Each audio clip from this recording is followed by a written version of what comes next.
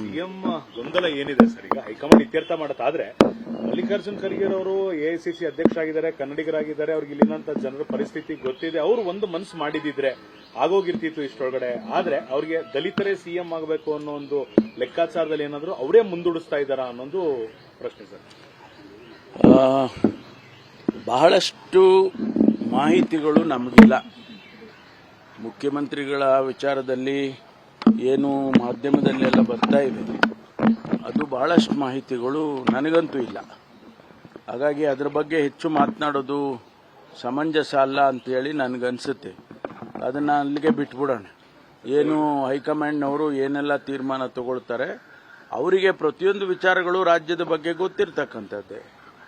ಮಲ್ಲಿಕಾರ್ಜುನ್ ಖರ್ಗೆ ಅವರು ನಮ್ಮ ಅಖಿಲ ಭಾರತ ಕಾಂಗ್ರೆಸ್ಸಿನ ಅಧ್ಯಕ್ಷರಾಗಿರೋದೇ ನಮಗೆ ಒಂದು ಸೌಭಾಗ್ಯ. ಯಾಕೆಂದರೆ ಎಐಸಿಸಿ ಅಧ್ಯಕ್ಷರಾಗೋದು ಅಷ್ಟು ಸುಲಭನೂ ಅಲ್ಲ ಮತ್ತು ಆ ದೊಡ್ಡ ಜವಾಬ್ದಾರಿಯನ್ನು ನಿಭಾಯಿಸುವಂಥ ಸಾಮರ್ಥ್ಯನೂ ಇರಬೇಕಾಗ್ತದೆ. ಅದಕ್ಕಾಗಿ ಸನ್ಮಾನ್ಯ ಖರ್ಗೆ ಅವರಿಗೆ ಅವಕಾಶ ಇದೆ. ಅವರಿಗೆ ಪ್ರತಿಯೊಂದು ಈ ರಾಜ್ಯದ ರಾಜಕಾರಣ ಪ್ರತಿಯೊಂದು ಗೊತ್ತು, ಅತ್ಯಂತ ಹೆಚ್ಚು ಅನುಭವ ಇರತಕ್ಕಂಥವ್ರು ಮತ್ತು ಎಲ್ಲವನ್ನು ಕೂಡ ಸ್ವತಃ ತಾವು ಅನುಭವಿಸಿದ್ದಾರೆ, ನೋಡಿದ್ದಾರೆ, ಅವರಿಗೆಲ್ಲವೂ ಗೊತ್ತಿದೆ. ಹಾಗಾಗಿ ನಾವುಗಳು ಯಾರು ಹೇಳಿದ್ರೆ ಅದಕ್ಕೇನು ಅಷ್ಟೊಂದು ಅರ್ಥ ಬರೋದಿಲ್ಲ. ಅದಕ್ಕಾಗಿ ನಾನು ಹೆಚ್ಚು ಅದ್ರ ಬಗ್ಗೆ ಪ್ರತಿಕ್ರಿಯೆ ಮಾಡಕ್ಕೆ ನೋಡಿದ್ರೆ ಅವ್ರಿಗೂ ಕೂಡ ಸಿಎಂ ಆಗುವಂತ ಆಸೆ ಏನಾದ್ರು ಇದೆಯಾ ಅಂತ ಅಲ್ಲ. ನಮಗೆ ಅವ್ರು ಆಗಿದ್ರೆ ಬಹಳ ಸಂತೋಷ. ಯಾಕೆಂದ್ರೆ ನಮಗೆ ಅಷ್ಟೊಂದು ಹಿರಿಯ ರಾಜಕಾರಣಿ ಮತ್ತು ಅನುಭವ ಇರ್ತಕ್ಕಂಥದ್ದು. ಅವರು ಆಗೋದಾದ್ರೆ ನಾವೆಲ್ಲರೂ ಸ್ವಾಗತ ಮಾಡ್ತೀವಿ. ಹೇಳಿದ್ದಾರೆ ಸರ್, ದಲಿತರ ಮುಂದಿನ ಸಿಎಂ ಆಗಬೇಕು ಅನ್ನೋದು ನಮ್ಮ ಬೇಡಿಕೆ. ಈಗ ಹೆಚ್ಚಿಗೆ ಅದ್ರ ಬಗ್ಗೆ ಮಾತಾಡೋದು ಬೇಡ. I don't want to unnecessarily get into that. ಸುಮ್ಮನೆ ನಮ್ಗೆ ಗೊತ್ತೇ ಇರೋದಿಲ್ಲ ವಿಷಯಗಳು, ನಾವು ಏನೋ ಹೇಳೋಕ್ಕಾಗೋದಿಲ್ಲ. ಜನತೆಗೆ ಒಂದು ಸಂದೇಶ ಹೋಗ್ತಾ ಇದೆ. ಡೆಲ್ಲಿಗೆ ಹೋಗೋದು ಬರೋದು ಏನು ಕಾಮನ್ ಅಲ್ವಾ? ಡೆಲ್ಲಿಗೆ ನಮ್ಮ DCM ಅವರು ಹೋಗಿದ್ರು, ಅವರು ಡಿಫೆನ್ಸ್ ಮಿನಿಸ್ಟರ್ನ ಭೇಟಿಯಾಗಿದ್ರು. ರಾಜ್ಯದಲ್ಲಿ ಯಾವುದೋ ಒಂದು ಸಮಸ್ಯೆ ಅಥವಾ ಒಂದು ಅಭಿವೃದ್ಧಿ ಡಿಫೆನ್ಸಿನ ದೃಷ್ಟಿಯಿಂದ ಚರ್ಚೆ ಮಾಡಬೇಕು ಅಂತ ಅವರು ಹೋಗಿದ್ದಾರೆ. ಅದೇ ರೀತಿ ಮಹದೇವಪ್ಪನವರು, ಮುನಿಯಪ್ಪನವರು ಈ SC ST ನಮ್ಮ ಇಂಟರ್ನಲ್ ರಿಸರ್ವೇಷನ್ ಅದನ್ನು SC ಕಮಿಷನ್ಗೆ ತಿಳಿಸಬೇಕು ಅಂತೇಳಿ ಅವರು ಹೋಗಿದ್ದಾರೆ.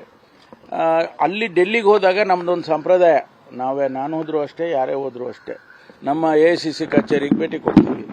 ಅಲ್ಲಿ ಯಾರು ನಮಗೆ ಸಿಗ್ತಾರೆ ಅಥವಾ ನಾವೇ ಯಾರನ್ನಾದ್ರೂ ಭೇಟಿ ಮಾಡಬೇಕು ಅಂತಿದ್ರೆ ಅವರ ಅಪಾಯಿಂಟ್ಮೆಂಟ್ ತಗೊಳ್ತೀವಿ, ಮಾತಾಡ್ಕೊಂಡು ಬರ್ತೀವಿ. ಇದು ರಾಜ್ಯದ ರಾಜಕಾರಣ ಇರ್ಬೋದು, ರಾಷ್ಟ್ರದ ರಾಜಕಾರಣ, ಪಕ್ಷದ ರಾಜಕಾರಣ ಇರ್ಬೋದು. ಮೇ ತಿಂಗಳ ಒಳಗಡೆ ಸರ್ ಫಲಿತಾಂಶ ಬಂದಂತ ಎಲ್ಲ ಗೊಂದಲಗಳಿಗೂ ಕೂಡ ಹೈಕಮಾಂಡ್ ಇತ್ಯರ್ಥ ಮಾಡುತ್ತೆ ಅನ್ನುವಂಥ ನಿರೀಕ್ಷೆ ನಿಮಗಿದೆಯಾ ಸರ್? ನೋಡಿ, ನಮಗೆ ಇದೆಲ್ಲದಕ್ಕಿಂತ ಮುಖ್ಯವಾಗಿ ನಮಗೆ ರಾಜ್ಯದ ಜನತೆಗೆ ನಾವು ಮಾತು ಕೊಟ್ಟಿದ್ದೀವಿ, ಒಳ್ಳೆ ಆಡಳಿತ ಕೊಡ್ತೀವಿ. ನಾವು ಪ್ರಣಾಳಿಕೆ ಅಧ್ಯಕ್ಷ. ನಾನು ಪ್ರಣಾಳಿಕೆ ಬರೆಯುವಾಗ ನೀವು ಮೊದಲನೇ ಪೇಜಲ್ಲೇ ನೋಡಿ, ನಾವು ಈ ರಾಜ್ಯಕ್ಕೆ ಒಂದು ಒಳ್ಳೆಯ ಆಡಳಿತವನ್ನು ಕೊಡ್ತೀವಿ, we give A good governance ಅಂತ ಹೇಳ್ಕೊಂಡಿದ್ದೀವಿ. ಅದಾಗೋದು ಮುಖ್ಯ ಅಲ್ವಾ? ನಮ್ಮ ಒಳಗಡೆ ರಾಜಕಾರಣ, ಒಳಗಡೆ ಗೊಂದಲ ಇವೆಲ್ಲ ಯಾವಾಗಲೂ ಇರುತ್ತೆ. ಆದರೆ ಮುಖ್ಯವಾಗಿ ರಾಜ್ಯದ ಜನತೆಗೆ ನಾವು ಆಶ್ವಾಸನೆ ಏನು ಕೊಟ್ಟಿದ್ದೀವಿ ಅದು ಮಾಡಬೇಕು. ಅಹಿಂದ ಸಮಾವೇಶ ಹುಬ್ಳಿನಲ್ಲಿ ಮಾಡಬೇಕು ಅನ್ನೋ ಚರ್ಚೆ ನಡೀತಾ ಇದೆ. ಸತೀಶ್ ಜಾರಕಿಹೊಳಿ ಅವರು ಕೂಡ ಅದೇ ಚರ್ಚೆ ಮಾಡೋದಕ್ಕೆ ಹೋಗಿದ್ದಾರೆ ಅಂತ. ಅಹಿಂದ ಸಮಾವೇಶಕ್ಕೆ ಅಹಿಂದ ನಾಯಕರು ತೊಡಕು ಮಾಡ್ತಾ ಇದ್ದಾರೆ, ಕೆಲವು ರಾಜ್ಯ ನಾಯಕರು ತೊಡಕು ಮಾಡ್ತಿದ್ದಾರೆ ಅನ್ನುವಂಥ ಆರೋಪ. ಹುಬ್ಳಿನಲ್ಲಿ ಸಮಾವೇಶ ಮಾಡಬೇಕು ಅಂತ ಅವರು 25 ವರ್ಷ ಆಗಿದೆ ಅಹಿಂದ ಸಮಾವೇಶ ಪ್ರಾರಂಭ ಆಗಿದ್ದೆ. ಆ ಸಮುದಾಯಗಳು ಇನ್ನೂ ಅನೇಕ ಕ್ಷೇತ್ರಗಳಲ್ಲಿ ಮುಂದುವರೆದಿಲ್ಲ. ಶೈಕ್ಷಣಿಕವಾಗಿ ಹಿಂದೆ ಬಿದ್ದಿದ್ದಾರೆ, ಔದ್ಯೋಗಿಕವಾಗಿ ಹಿಂದೆ ಬಿದ್ದಿದ್ದಾರೆ, ಆರ್ಥಿಕವಾಗಿ ಹಿಂದೆ ಬಿದ್ದಿದ್ದಾರೆ, ಸಾಮಾಜಿಕವಾಗಿ ಅಂತೂ ಹಿಂದೆ ಬಿದ್ದಿದ್ದಾರೆ. ಅದಕ್ಕೆ ಅವರಿಗೆ ಉತ್ತೇಜನ ಕೊಡಬೇಕು ಅನ್ನುವ ಕಾನ್ಸೆಪ್ಟಿಂದನೇ ಅಹಿಂದ ಪ್ರಾರಂಭ ಆಗಿದ್ದು. ಈಗ ಮತ್ತೆ ಮತ್ತೆ ಅದನ್ನು ನಾವು ಹೇಳಬೇಕಾಗ್ತದೆ. ಯಾಕೆಂದರೆ ಅದು ಇನ್ನೂ ನಮಗೆ ಕಾರ್ಯಗತ ಆಗಬೇಕಲ್ಲ. ಸಂಪೂರ್ಣವಾಗಿ ಆ ಸಮುದಾಯಗಳು ಸಮಾಜದ ಮುಖ್ಯವಾಹಿನಿಗೆ ಬರೋದಾದ್ರೆ ಸಂತೋಷ. ಅಲ್ಲಿವರೆಗೂ ನಾವು ಇದನ್ನು ಮಾಡಲೇಬೇಕಾಗ್ತದೆ. ಹೈಕಮಾಂಡ್ ಒಪ್ಪಿಗೆ ಕೊಡಬೇಕು ಅಂತ ಹೇಳ್ತೀರಾ? ಹೌದು, ಸಮಾವೇಶ ಆಗಬೇಕು. ಅವರೆಲ್ಲ ಅವರವರ ಸಮಸ್ಯೆಗಳಿಗೆ ಉತ್ತರವನ್ನು ಕಂಡುಹಿಡ್ಕೋಬೇಕು. ಅದಕ್ಕೆ ಸಮಾವೇಶ ಮಾಡಿದರೆ ಒಳ್ಳೆಯದು. ಹಿಂದೆ ದಲಿತ ಸಮಾವೇಶಕ್ಕೆ ಅನುಮತಿ ಕೊಡಲಿಲ್ಲ ಸರ್. ಅಲ್ಲ, ಇದು ಅದರಲ್ಲೇ ಸೇರಿದ್ಯಲ್ಲ. ಅಹಿಂದ ಅಂದ್ರೆ ದಲಿತರು ಸೇರಿದ್ದಾರೆ. ಜಾತಿ ಜನಗಣತಿ ವರದಿದ್ದು ಸರ್ 420 ಕೋಟಿ ಖರ್ಚಾಗಿದೆ. 1.3 ಲಕ್ಷ ಸಿಬ್ಬಂದಿನ ಯೂಸ್ ಮಾಡ್ಕೊಂಡಿದ್ದಾರೆ. 12 ಆಯೋಗ ರಚನೆ ಆಗಿದೆ. ಆದ್ರೂ ಒಂದು ತಾರ್ಕಿಕ ಅಂತ್ಯ ಇವತ್ತವರೆಗೂ ಬರಕ್ಕಾಗಿಲ್ಲ. ಇದರಲ್ಲಿ ಸಿಎಂ ಸೋತ್ರ ಈ ಹಂತದಲ್ಲಿ ಅನ್ನೋ ಒಂದು ಪ್ರಶ್ನೆ. ಇಲ್ಲ, ಸೋಲೋ ಪ್ರಶ್ನೆನೇ ಇಲ್ಲ. ಬಟ್ ಹೆಚ್ಚು ಮಾಹಿತಿ ನನಗೆ ಅದ್ರ ಬಗ್ಗೆ ಇಲ್ಲ. ಹಾಗಾಗಿ ನಾನು ಹೇಳೋದಕ್ಕೆ ರಿಯಾಕ್ಟ್ ಮಾಡೋದಕ್ಕೆ ಸಮರ್ಥನಲ್ಲ. ವಿನಯ್ ಕುಲಕರ್ಣಿ ಅವರ ಪ್ರಕರಣದಲ್ಲಿ ಅವರ ಕನ್ವಿಕ್ಟ್ ಆಗಿದ್ದಾರೆ. ಶಾಸಕ ಸ್ಥಾನದಿಂದ ಅನರ್ಹ ಆಗಬೇಕಿತ್ತು. ಏನಾದರೂ ಅದು ಪ್ರೊಸೀಜರ್ ಅಲ್ಲ.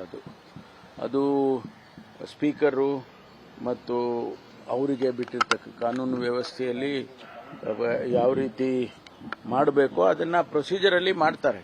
ಅದು 1 ದಿನ ಡಿಲೇ ಆಗ್ಬೋದು, 2 ದಿನ ಡಿಲೇ ಆಗ್ಬೋದು. ಅದನ್ನ ಯಾರು ಕೂಡ ಉಲ್ಲಂಘನೆ ಮಾಡೋಕ್ಕಾಗೋದಿಲ್ಲ. ಒಳ ಮೀಸಲಾತಿ ಸಂಬಂಧಪಟ್ಟಂತೆ ಅಧಿಸೂಚನೆ ಬಂದಿದೆ. ಅಲ್ಲ, ತೀರ್ಮಾನ ಆಗಿದೆ. ತೀರ್ಮಾನಕ್ಕೆ ತಕ್ಕನಂಗೆ ಅಧಿಸೂಚನೆಯನ್ನ ಮಾಡಿದ್ದಾರೆ. ಬಹಳ ಒಳ್ಳೆಯದು. ಈಗ ನಾವು 56,000 ಹುದ್ದೆಗಳನ್ನೇನು ನಾವು ನೇಮಕಾತಿ ಮಾಡಬೇಕು ಅಂತ ಇದ್ದೇವೆ.